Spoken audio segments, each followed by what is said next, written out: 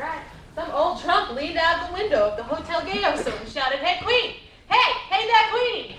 And poor Susie looked up at him and flashed him a radiant smile, and he shot a squirt of tobacco juice right in her face. This has got to be told! You never let me. It was one of those ideal, beautiful things they tell you about in the Greek legends. Couldn't be anything else, you being you. That's what made it so sad. Well, usually he paid. My dad would lend my third.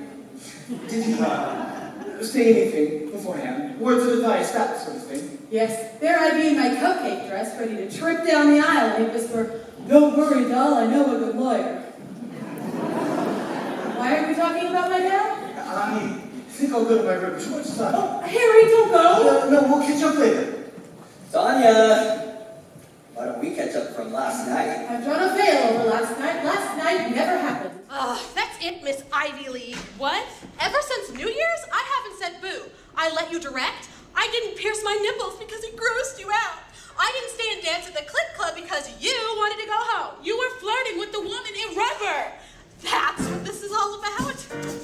There will always be women in rubber flirting with me. Give me a break. So much more original than any of us. You find an old tablecloth on the street and make a dress. And next year, sure enough, they'd be mass producing them at the Gap. You always said we were so lucky we were all friends. But it was us, baby, who were the lucky ones. Shrek, thank goodness there's something I have to tell you. You don't have to tell me anything. I heard enough last night. Oh. You heard what I said? Every word. Especially, who could love such a hideous, ugly beast? But I thought that wouldn't matter to you. Yeah? Well, it does. Oh, he was a great and wonderful man. Affection, that's what he had, affection. Well, we became engaged, and Mr. Van H., he gave me this big old green glass brooch. And I lent it to my girlfriend one night so that she could impress a new beau. Well, as fate would have it, that beau turned out to be a jeweler, and the green glass brooch turned out to be emeralds. Now, I've got to admit, in this case, I truly do prefer emeralds. But I was heartsick.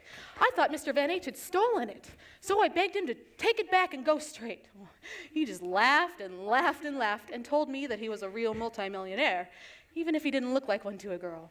And we became married right away. But Tweetums, like I say, while I truly do prefer emeralds, we could have made it on green glass. We could have made it on green glass.